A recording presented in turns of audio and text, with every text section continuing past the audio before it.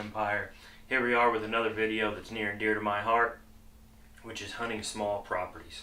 There's lots of videos on YouTube on hunting small properties that are 40 and 60 and 100 and 120 acres. To me, that's not a small piece of property. For me, I started on under 10 acres. As a matter of fact, it was under 6 acres, but it was surrounded by bigger pieces of property. And that's what I hunted from the time I was 10 until just this last season. I got to start hunting just under 500 acre spot. So for me, small property means under 10 acres. So everything we're going to go over is going to be for properties under 10 acres. Okay. Now, the same things apply to hunting anywhere. You just have to figure out your terrain. I'm in North Texas, so my terrain's different than South Texas or Iowa or Illinois or even like southeastern Oklahoma or East Texas. It's all different, but the same general concepts apply. Let's go ahead and kick it right off. The first thing you have to establish is your deer herd and your deer movement. You got to get trail cameras in the woods. You got to be out on the outskirts glassing the innards. You got to walk the property, look for sign, depending on what time of year it is, scrapes, rubs, sheds, bedding, poop, whatever you can find to make sure there's deer on that property. Say whether you own this, whether it's a grandparent property, a neighbor's property, a relative's property, a friend's property, whatever, you have permission to hunt it. You got to establish a deer herd and deer movement. The second half of this video, I'm going to take you out on this property that we're about to discuss right here. And actually physically show you out on the property our stand location and why we chose it. Kicking it off is deer movement. You got to find their food sources. For a lot of states that you can't bait in, you got agricultural stuff. You got plum thickets, you got blackberries, you got soybeans, you got all kinds of natural grazing that the deer are going to go to, which is normally going to be closer to bedding. They'll travel further for an established food source, whether it be food plots, or deer feeders if you're allowed to bait. In Texas, we can bait. On this particular property, we don't have a deer feeder. We had one of those little poor man food plots that I was not able to upkeep like I needed to, but it keeps coming back every year, part of it. But we pour feed out on the ground regularly. At least once a week, we go out there and just pour several bags of soybeans and corn and deer corn and sweet feed and stuff out on the ground for the deer all year long. We don't have a deer feeder on this property, but you have to establish where their food sources are. Okay, so know your area, what part of the country you're in, and what the deer like in your area. The next is your water sources. On this property, within 100 yards of what we call the half-ass food plot down here on the south side of the field, there's two big tanks that never go dry within 100 yards. They're both off property, but they're within 100 yards and they never go dry, and it's a consistent water source for them. Also is cover. So the deer do not bed on this particular property. They bed off property mainly because there's thick cover on this property, but not enough of it, and it's right in the center of the property. So that it's so small, they don't really bed in the center of the property. They bed off property. So even if your deer bed off property, that doesn't mean you can't pull them to your property. Now, if you have the ability to establish a bedding area on your property, I think that's the number one go-to, not food, not water, but bedding and cover for the deer. I think that's the most important thing to establish on a property if it's possible. On this property is not possible. So we have cover as far as getting from point A to point B, and we have the food source, and we have the cover for them to get from their bedding and their watering holes to their food source, which is also on our property. So we have a little bit of cover and the main food source that's not grazing. Okay, we do have grazing on the property, but when I say main feed source, I mean where they're going and spending the majority of their time. Cover and bedding, we just looped into one thing. So learn your property, learn your deer trails, your deer movement, what time they do what, where they're going, what direction they're going, and what time of day. Find their food source, their water source, and travel cover, and bedding area. That's two different things, but they cover the same thing, except for travel cover, they're moving from food to water, water to food, bedding to water, somewhere in there, and bedding is where they're going to go sleep for the day. Once you establish your deer movement, you move on to your stand location options. Now, you need to establish whether you're hunting from a tree or you're hunting off the ground. On this property, I've done it both in the last 15 years, and off the ground is not very successful. There's just not enough. In the tree has been the most successful. So establish whether you're hunting on the ground or the tree. If you're hunting on the ground, it gives you more options as far as where you can position stand locations or blind locations. Let's call on the ground blind and in the tree stand. You can move your blind locations or have multiple different wind directions, which is the biggest hindrance on small property is wind direction, which we'll get to that in just a second. But on this property, we're hunting out of a tree. So there's about half a dozen options as far as hunting either travel or the outskirts of the property for stand locations, tree locations. We can't hunt on the north, the west, or the south fence line, but we can hunt on the east fence line. And I have done that in the past, and I've had success. But within a mile or so, a little bit further, they're building houses over there, so the deer movement on the east side of the property is a lot less than what it used to be. If they're coming off from the east, they're coming from the southeast. Now they're coming from the northwest side of the property. And I know that from knowing my deer movement. So we went out, that you're going to see here in just a second, and me and my wife went out yesterday and found three A, B, and C spots. A would have been good except for wind direction. B would have been good except for the trees just weren't going to be enough to support the stands like I thought they were when I first glanced at them a couple weeks ago, making a mock straight. And C was going to be tricky for access, but we figured that out, and I'll get to that here in just a second. So once you establish where you can put stands on your deer movement, don't just go out there and say, I'm putting a blind or stand in the middle of the property or the northeast side of the property. When I say your options as far as stand locations, I mean per your deer movement. That's why it's first. Figure out where your deer trails are and where your deer movement is, and then figure out your stand options based off of that. You can have 30 trees over here that are perfect to put a stand on, but if there's no deer movement over there, what's the point? So remember, deer movement first, and then base your stand options off of that, whether you're on the ground or in a tree. Then is your wind. This property, playing the wind, is very difficult. We only bow hunt this property, and it's tricky because we predominantly, unless we're getting a cold front, which doesn't happen very often in October in Texas, which is when I hunt this property the hardest, is in October. We don't have very many north winds. We have a lot of south winds or southeastern wind mostly. So we'll get into why I chose the spot here in just a second, but scent killer is all great and everything, but the number one best thing for scent is wind direction. If you can be downwind of the animal at all times, be downwind of the animal at all times.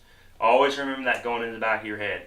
If the deer are coming from the northeast or northwest corner and the wind blows southeast, then if you're in the point to where the deer movement and the wind meet, you're downwind. That's what you want to do. You don't want to be upwind of the deer, because you can fool their eyes, you can fool their ears, you cannot fool their nose, period. It's not an option. I've used it all. You can't fool a deer's nose. I have been downwind of deer and them not know exactly where I'm at, but they knew I was there and they skedaddled, okay, every single time. Then you're next on your stand location after you figure out where it's going to be, whether you're hunting on the ground or in a tree, and your wind direction is your access, okay? So access is very important for ground scent. Last year I was hunting at the base of this tree, and I crossed a deer trail that I didn't think was used very often to get to it, and it's the moment that doe got to that location where I crossed that path exactly, she turned around and bucked it. And I had sprayed down with scent killer for ground scent. That's what I think scent killer's made for, is ground scent.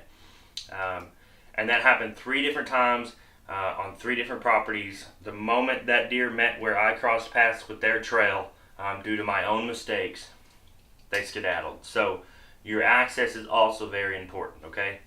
So again, establish your deer movement, establish what their deer movement is, whether they're going to food, water, cover, bedding, which direction they're going and what time of day, and then you base your stand locations off of that. And you base your stand locations of whether you're hunting a tree in the ground or on the ground, whether you're hunting in a brush pile, a pop-up blind, or a tree stand. You have to pick out trees that'll work You have to know, if you're going out there and this spot's absolutely perfect, but you can't put a tree stand in there, maybe think about moving to the ground, or vice versa. Your wind and your access. So again, deer movement, know where they're going, whether it's food, water, whatever. Stand locations, you need to know if you're hunting in a tree or on the ground. And then your wind and your access. And again, be flexible with these things. And you're not always going to be 100%. You'll see on this property here in just a second, but we're not on TV. We're not hunting thousands of acres. We don't have 300 stands we can hang. You may only be able to afford one pop-up blind or one deer stand like me for several years. And you have to know your limits, okay? You got to know your property, learn your property, know your property, learn your deer, know your deer, and know your limits and your abilities. If you have a predominantly south wind and nowhere on your property is good for a south wind, you have to make it work if you want to hunt. We're going to jump over to the dry erase board. I'm going to show you what we did with this property. This stand location is called the OG, and you'll see why on the second half of the video, where we are out in the woods actually hanging the stand. So we're going to move the camera around and get that set up. Okay, so hopefully y'all can see this good enough. This is a stand location we nicknamed the OG. And on this property, on the south end of the property, you have what we call the half-ass food plot, or where we pour feed out. Okay, we are in Texas, we can bait, that's how it works. Between that and this other field, so this covers most of the south side of the field, except for the very southwestern corner. And then on the northeastern corner is another pretty decent sized field. And when I say field, I don't mean cut and clean. The grass is 6 foot tall in some places. And there's one big monstrous oak tree right there in the middle of that field, surrounded by evergreen trees. The base of it are surrounded by evergreen trees. That's really the only trees over here. There's a couple little mesquite trees, but they're tiny. Okay, so in between that is a mixture of blackberry thicket, plum thicket, grapevines, small oak trees, elm trees, cottonwood trees, all different kinds of trees, all up where these little things, little black trees signify, okay? And you cannot see through it. If you're up here, you can't see nothing in this field, and if you're in this field, you can't see nothing up here. It is thick through there. And what happens is water comes through from the northwest corner and drains to the northeast corner, and the whole property kind of slopes to the center diagonally across.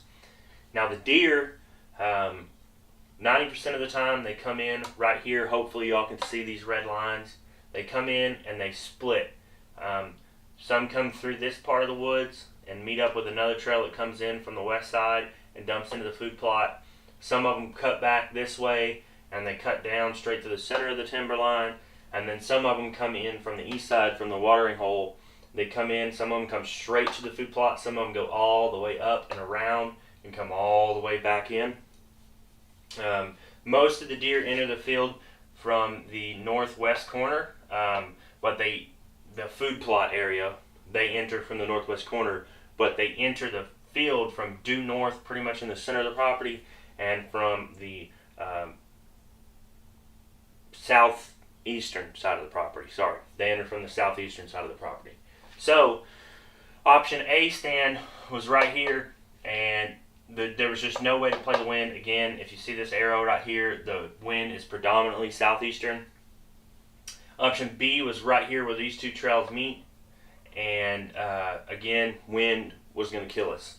So what we did, my first year hunting, I built some wood stands up in this tree. Killed several deer out of there. You'll see it here in just a second.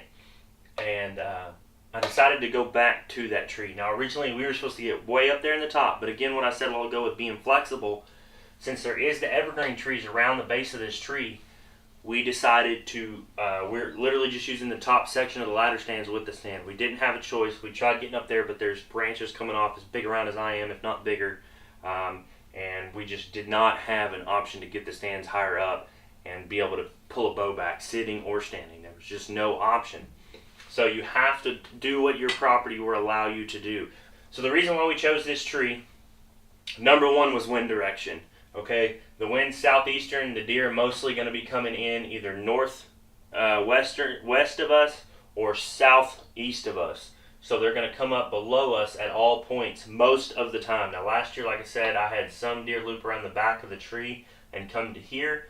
I'm hoping that doesn't happen, and if it does, well, y'all will see what happens. Okay, we'll get busted. The big evergreen trees will help with scent, plus scent killer. Most of the time the wind's not very powerful in October, so we'll see how that plays out. But again, we didn't have much of an option on wind. This tree was literally the best option for wind.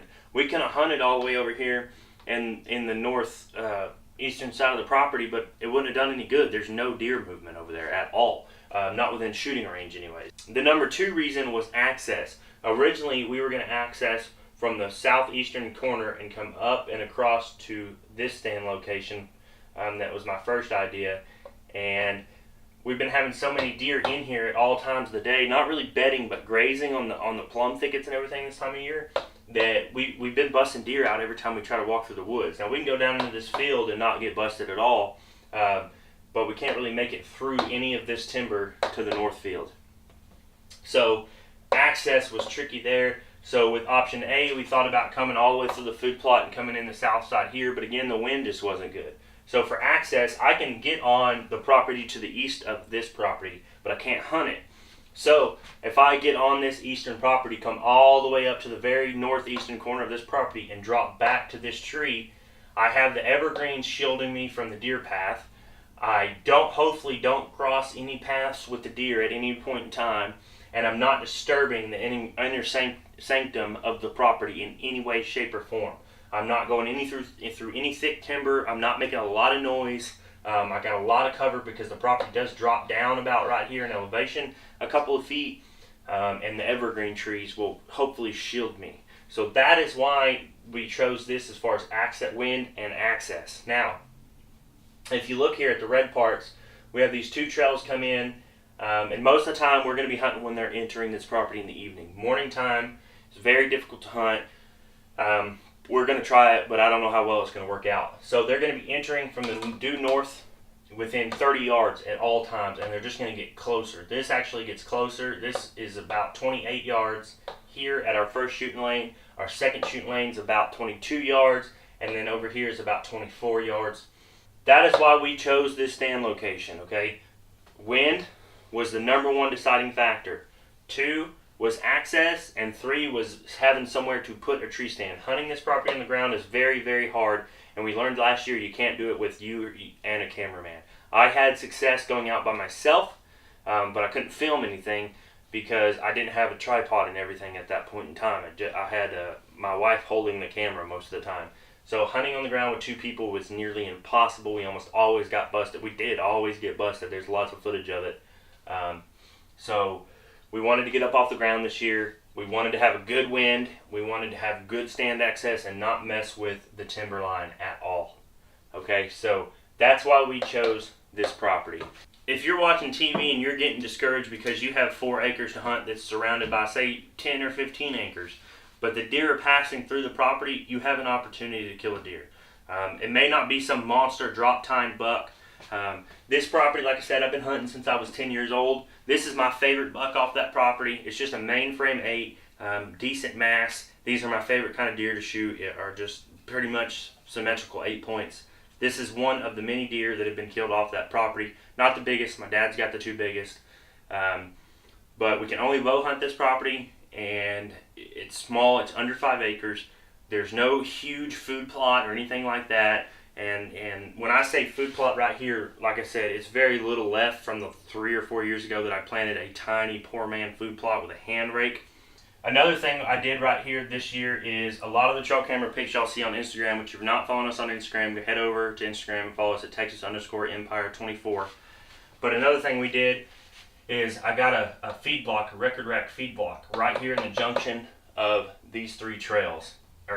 These 3 trails, and there's a trail camera on it. So the deer are used to hitting this spot right here, and I got a mock scrape 10 feet away from that.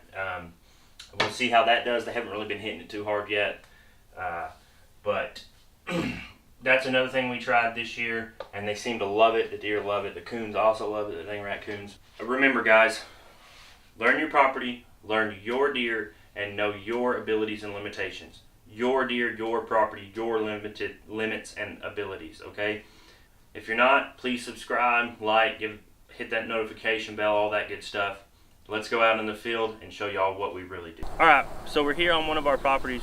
This is a very small piece of property. I've been hunting this property for many, many years. It's surrounded by bigger properties that I don't have permission to hunt. I only have permission to hunt this small portion. So the reason why we're setting up here is because this is on the most north end of the property, and it's normally gonna come from the southeast, and it's gonna take my winds that way. And like I said, most of the deer are now coming from this direction this year because of them building houses a mile or so that way. So they're gonna come over here, my wind's gonna be blowing that way, come down here in between this oak tree and that line of timber where it starts. I got about a 25 to 30 yard shot all the way across.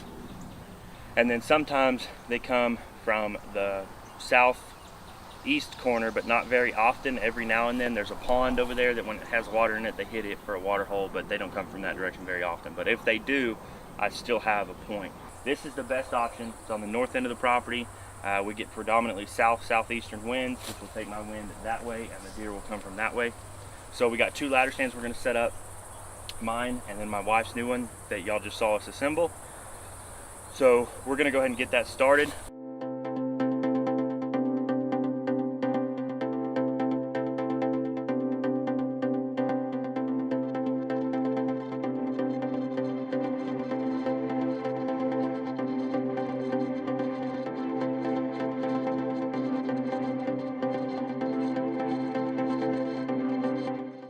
This is the first stand I ever built on this property. When I was 10 years old, I wanted to get into hunting. I didn't have much except for TV, and I put some boards up there and lagged them into the tree, and then I had a feeder hanging from a mesquite tree about 30 yards that way, and it was a 5-gallon bucket with a hole in the bottom of it with a PVC tee and a piece of PVC, and they'd hit it and the corn fall out. And I shot probably 6 deer, 5 does, and 1 buck out of this stand location. And it's been up there for, well, 15 years now. That wood's been up there for 15 years. So, well, 14 years. So we're gonna go ahead and we're gonna get the ladder stands put up. We're gonna take y'all along for the ride, so y'all stay tuned. If you're hanging tree stands, even if it's a ladder stand, wear a safety harness. I'm an idiot. I should have had a safety harness on. I've been climbing this tree since I was a little kid, but I should have had a safety harness on. I could not find mine. The one that came with the River's Edge ladder stand that we got did not fit me. It was going to be more of a safety concern than safety help. But always wear a safety harness and be safe. Don't do what I did in this video.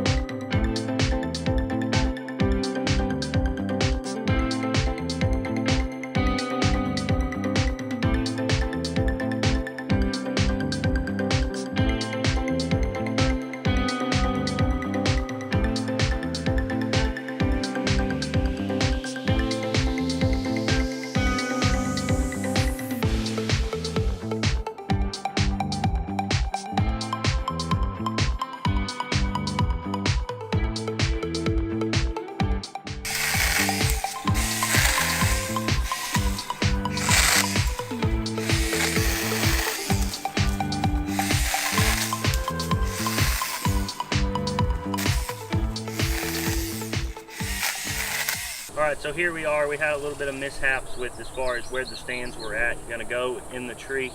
I wanted to be a whole lot higher, but with as many big branches as there is with a ladder stand, it just wasn't going to work. My wife will not hunt out of a hang-on stand, and I don't really care to either, so we like to stick with ladder stands when we do hunt out of a tree. So the way this one is going to be mine, where I'll be hunting out of, and it's about, I don't know, 6 foot off the ground or so.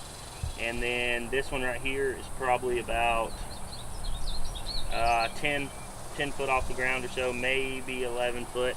And this is where she'll be with the camera. We got the muddy tree arm in here, and I love this thing. It was a little bit of a learning curve of figuring out how to mount it around this big tree. The strap that came with it wasn't quite long enough, so we had to get another one. But it works good because she can group it. She can come over here, pan all the way around, and the first shoot lane we have is right here, and she's got a pretty good view of it. So, like I said, this is on the north end of a property. We have predominantly south winds, southeastern winds. Unless there's a cold front, it'll be coming out of the north. The deer will come right here to my right on the west side of me, and there's 2 trails that converge right there, and then they'll come down on a single file trail right here and come out, and they feed along this timber edge, and then they go to the other side of it where we have what we call the half-ass food plot. There is access points to the food plot from the due west side of it. I won't have a shot at those deer, but that's fine. I don't really see them using that very much, except for maybe leaving the field. So this is going to be primarily evening setup. On this property, it's nearly impossible to hunt in the morning. We're going to try it, but evening is probably where this stand's going to be. We'll have a shot radius of, it starts out about 22 yards, pans all the way out to about 28, nothing over 30 unless we want to get crazy with it and be hanging sideways out of the stand and try to shoot that way, which I don't really plan on doing. So close range shot, which I like, shooting a heavy arrow. And like I said, we wanted to be higher up off the ground, but you got to do what you got to do on these small properties. That's one thing to keep in mind. Don't get discouraged because you're not 30 foot up in a tree like all these guys on TV, and you don't have a stand location on, you don't have 30 stand locations on one piece of property to change all these winds. When you only have a few number of options, you do what is best for your property. You'll know your property better than anybody else. Once you learn how to do this stuff, learn wind direction, deer movement, what deer do what different time of year, find the trails, trail camera scouting and everything, you'll know your property better than anybody else. So I'm going to hop down out of here, stay in the woods. We'll see y'all later.